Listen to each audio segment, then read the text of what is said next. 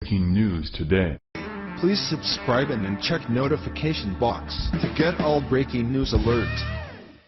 President Trump is set to make one of his longest international trips thus far.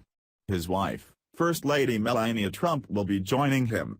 They both started the trip by landing on the tarmac in Hawaii before connecting to their flights to other parts of Asia. They were greeted with leis at their Hickam Air Force Base by a few people. Those include Hawaii Governor David Ige and U.S. Navy Admiral Harry Harris, who is the commander of the U.S. Pacific Command. The trip will include stops in 5 various Asian countries. This will be the first trip that is taken in the Asian Pacific. That is since President Trump took office. The goal of the trip is to attend the East Asia Summit that is taking place in the Philippines. While in Hawaii, the president announced he would be staying an extra day in Hawaii. President Trump said, "We're staying an extra day, because the following day is actually the most important day." He also announced an additional meeting would be included that was scheduled to end the day the forum began for leaders of various East Asian, Southeast Asian, and South Asian regions in their respective countries. USA News Flash reported. A major topic of discussion during his trip will be North Korea's nuclear threat, and a final decision is expected to be made during or after the trip. This Friday, President Trump will be taking part in a briefing at Pacific Command, before touring the USS Arizona Memorial to Pearl Harbor.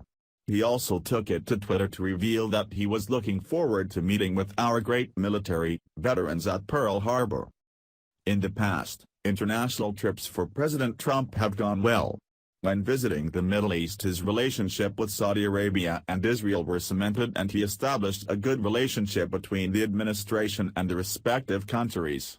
Despite reported tensions, President Trump had immensely productive meetings and trips in Europe with the British Prime Minister, the French President Emmanuel Macron, and the German Chancellor Angela Merkel. His work in the Asian Pacific will likely be just as productive. CNN took a much grimmer look at the trip, reporting the following. Donald Trump's national security advisor issued a stark warning the day before the president left Washington for a critical swing through Asia. "We're running out of time. The risk of military confrontation with North Korea appears to only grow by the week. North Korea is quietly, but aggressively, working to advance its intercontinental ballistic missile program to reach the United States with a nuclear warhead.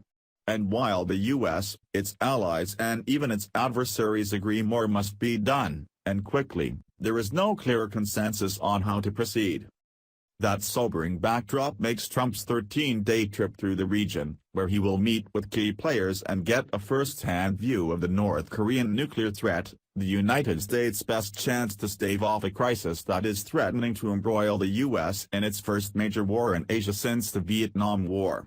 While there is little expectation that Trump will return to Washington having cracked the code to stopping North Korea's advance, he is under considerable pressure to deliver a clear and consistent message on the U.S. approach to the North Korean crisis. He needs to rally U.S. allies and intends to crank up more pressure on China to change its isolated neighbor's course. And, as Lieutenant General H.R. McMaster warned, the clock is ticking. CNN learned earlier this week that North Korea is working on an advanced version of its existing Not-20 intercontinental ballistic missiles that could potentially reach the United States, and it is entirely possible that next year, Pyongyang could master the technology to tip such a missile with a miniaturized warhead. That means that the current visit could be the last trip by a U.S. president to see the region's leaders face to face before that fateful threshold is crossed. One thing that CNN is right about is the fact that this trip is a tremendous opportunity for the administration and the United States to cement and secure their Asian allies in the effort and work towards defeating the despotic North Korean Kim regime. We need allies over on this side of the world now more than ever, and we must do everything in our power to ensure we are as backed up as possible. Having South Korea, Japan, and Taiwan just is not enough anymore. Southeast Asia will be critical in the war against any type of nuclear power, and quelling China's influence and power will be even more difficult.